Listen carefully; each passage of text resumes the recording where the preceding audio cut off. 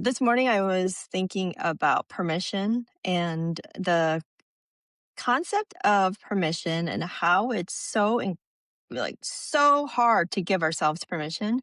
And the reality is that there's this constant seeking permission. I feel like I'm always seeking permission for myself to do something. So, as an example, this week in particular, what I realized was I gave myself permission to work with a photographer to take photos for professional branding. And the last time I did that was 7 years ago. And a lot of it didn't have to do with the money factor at all. It had to do with who am I to take photos and put myself out there? Like, who am I to do that? And Yeah. I think that this comes from likely my upbringing, growing up in an environment where you have to always ask for permission to do things, right? And that's very prevalent in our, Asian cultures. And also the systems that we have worked in potentially too, because sometimes they're restrictive as well. You have to ask permission of your boss. You can't go to your boss's boss to talk to them about something. You have to always follow some sort of protocol, those kinds of things. So that's what's been top of mind is permission. And how do we grant that to ourselves and be okay with it? And to a certain extent, I think it's how do you have the courage to give yourself permission to do what you Yeah. know is necessary? Um, and that is so hard to do. How about for you? What about that topic is resonating for you or intriguing for you? Yeah, thanks for sharing that. All of it resonates with me. And the funny thing is, we were both working in corporate America and we had since left. And I find it really interesting, this idea of still needing permission and why permission even exists, even though we don't really need the permission. But the fact that we're talking about permission as a concept just feels very, very meta to me. Like, why do we feel like we need permission? There's literally no barriers, right? Like, even in your story that you shared with your Yeah. photographer, who are you seeking permission from? Permission from Mhm. ourselves, right? Yeah. But it's like, why does permission Yeah. exist in Or this space? You know, when you asked that question, it made me think of who I'm asking permission from, and it's Mhm. the critic in me. That's where it's coming from. I am asking the critic in me, is it okay for me to take photos and to put it out there? And it's just a bizarre thing, right? It's like, who's that critic? It's someone who I created in my head, who has been following me my entire life, and then I'm asking this critic who is someone I created for permission. So it doesn't make sense to me at all. At all. Yeah. When I think about the critic, I'm wondering what is it that this critic wants? And I also experience this too. Like I think about all the times when I wanted to do something and I am my own barrier. I stop myself from doing it probably due to what I'm anticipating is coming from my inner critic. And the Mhm. word that comes to mind is perfection. What is it that this critic want? It's probably gonna Mhm. critique every little thing that isn't perfect. So when I think about permission, I think the Mhm. biggest learning, the biggest thing I had to unlearn was having to be perfect. I Mm. think that everyone defines perfection and how you show up as perfectly who you are, however you want to show up to the world, like in your own way. But having to unlearn the need to show up perfectly was definitely something I had Mm. to unlearn and give myself permission to just enjoy the process. and let myself not Mhm. be perfect. Enjoy, give myself Mm. permission to just be free with the exploration process. And I think with that Mm. unlearning, that also unfolded freedom as a very strong value of mine. And freedom in all aspects, right? Freedom Mm. thought, freedom in movement, freedom in terms Mm. of autonomy, in work and life. So yeah, that's what came up Mhm. for me when we're talking about this Mhm. topic and thinking about w- why do we feel like we need permission? Why does that even exist when we Mhm. are clearly in Mhm. spaces where the only person we would be seeking permission from is ourselves, which it's to me, it just feels like a really Mhm. weird cycle. It is. It Yeah. is. It's, deeply rooted in how we have thought about ourselves and our lives and what we can and cannot do, because you go from your home life that has a bunch of rules to you go to school and you have even more rules, and then you go into a professional environment that has policies and procedures. So all Yeah. of those phases make you ask for permission. And sometimes, yeah, of course, you have to seek permission when you're working for your boss and there's some policy you're unclear of or some process you need to follow. Of course, you need to seek permission. And I think there's the other part, which is um, you're imagining that you're needing to seek permission because of the way this idea was ingrained in you. And I think that's what we're talking about is like this imaginary principle that we Yeah. have to go to get permission from. Like, can we let this person go? Like, can we let him go and just not? Yeah. Yeah. Can we fire this person? Can Can we we have a tough fire them? conversation with this person and see if we can come to some sort of compromise? Yes. Right. Or an understanding that it's Yeah. not required in all aspects of our lives. Yeah. Um, I wanted to go back to perfectionism because I think that's something that so many of us grapple with. And Yeah. when you think about perfectionism, how does it show up for you? And, what do you notice? Yeah. That is a great question, and thank you for asking that.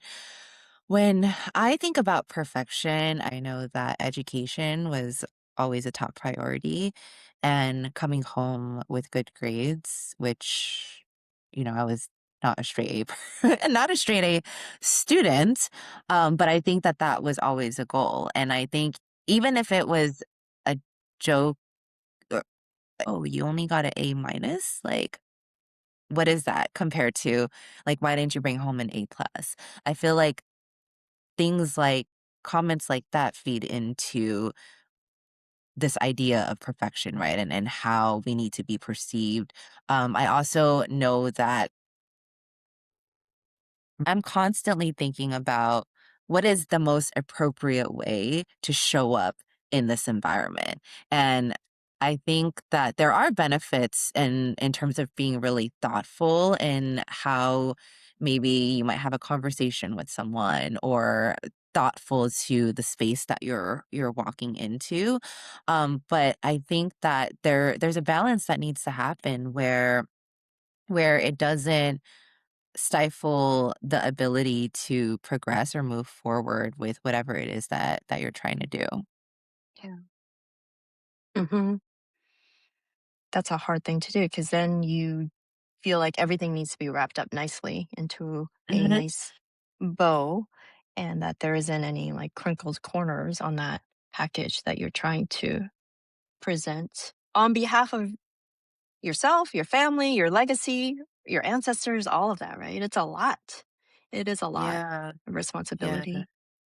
And I think for people who have others that are relying on them, and that can be Hmm. also in the workplace too, right? If you're managing a team, you have a team that relies on you, looking for you for direction, for comfort during difficult times or changes within the company, and even in your personal life, whether you have kids, you're a caretaker, you're the oldest sibling or family member where a lot of people just depend on you. I think sometimes it's hard Yeah. to give yourself the permission to not be perfect and for things to be okay, and give yourself Mhm. grace that, hey, not everything might go according to plan, or in the way that you thought of. And, sometimes I think we put in so much into trying to show up or do things perfectly that it takes away from, I think, the fun of the journey, and sometimes it takes away from what really matters in that moment with what you're trying to accomplish. Hmm. Yeah, I agree. Yeah, there's no sense of exploration or experimentation, even because you're trying so hard to make things exactly what it's supposed to be instead of saying, oh, I'm going to mess up a little bit here, and that's okay because I'm going to learn from it. There's a like Yeah. very rigid way of going about things. Maybe you have talking points every time you go into a meeting and you have it like memorized in your head. So there's a sense of rigidity that happens when you are afraid to just mess up or slip up. And I think that's Yeah. a real fear that people have. Hmm. Yeah. And Yeah. the thing that that it brings me back to was when I left my corporate role and I wasn't quite sure what was next, the exploration process. I think there was this first the feeling of needing to figure things out before being able to move forward, right? And again, the perfectionism then ties into that because I'm trying to have things all buttoned up before deciding what was next. But the thing is that, like, how do we figure out what's for us without the exploration process? We're Right. constantly Yeah. evolving. Like for people that are going through some sort of Mhm. transition in their life, whether it's Mhm. like a career transition, professional transition, something, a shift in, your personal goals, that goal may always be a moving target because we are Mhm. constantly evolving as humans. Our priorities are going to change due to Mhm. certain life circumstances that might come up as we Yeah. just live life, and you just never know how that Mhm. might change your goals, your priorities, and sometimes just Mhm. allowing Yeah. yourself to just move with it is the best thing to do for yourself. Yeah. I think it has to do with, and we talked about this earlier, just this idea that there's someone has your back, and that helps. Whether it's a partner, whether it's a friend, colleague, your family, whoever that may be, mentor, if you know that there's someone who has your back, then you can make those mistakes and then take those mistakes and have sort of a debrief with the person that you trust who has your back. Yeah. Without that, it's really hard to navigate through life in this kind of rigid way where you're just so afraid to say the wrong thing or do the wrong thing Mhm. and not explore, like you were saying. The universe has your back. Yeah. The universe has your back in some way, like the world is not out to get you. This perspective that, there's good intentions in people and situations, and really believing in that, that attracts you to the two situations and people who have your back and want the best for you. That's really hard to do, I know that, because we live in such a like a it seems like a negative space, but I think Yeah. shifting your mindset a little bit could help. And I think that's the beauty of our working relationship and why we've been able to work together and try different things within Radiance leadership is because we always knew that we had each other's backs no matter what. And we Yeah. were always creating environments for ourselves where we can just play around with ideas and try things. And we're always doing something new. And Yeah, I and think that is a testament to like us feeling safe with one another. I agree. This made me think about a comment that I heard from someone like working in AI, and the comment was the preference in being able to work with a tool like an AI tool because they don't feel like they have to be perfect with expressing their ideas, and AI can still come Mm, back with something that can help progress or the task along. And I mm, questioned that concept and I'm like, oh, I think there is a truth to that. And then I think it started going into, well, versus when I work with a human being, not that I don't want to collaborate with humans, I feel like that messiness and like not being able to be perfect, it doesn't feel like there is as much freedom to be able to do that because you're considering maybe mm, another person's emotion, their ability to like bounce mhm, ideas back and forth, mhm, which I could be validated, but also it makes me think about, again, why we do the work that we do, because a lot of these thoughts could be assumptions, right? Assumptions based off mhm, of, we don't know how someone might react. So we think they might react this way. We think that being messy is not okay in these conversations or in like a mhm, collaborative environment, but really that's not what it's about. I think it's about being mhm, able to create spaces, workplace cultures where it is okay to not be perfect in what you're saying and that we're focused on yeah, progress and building on conversations, building on ideas. And at the end of the mhm, day, all of that leads to great ideas, greater yeah, conversations, better innovation that ultimately leads to right. business and organizational success. Yeah, absolutely. It's so hard for teams to get there though, right? In some organizations. And Yeah. part of that is lack of trust, lack of communication, all of those things are that are usually barriers to creating a healthy culture.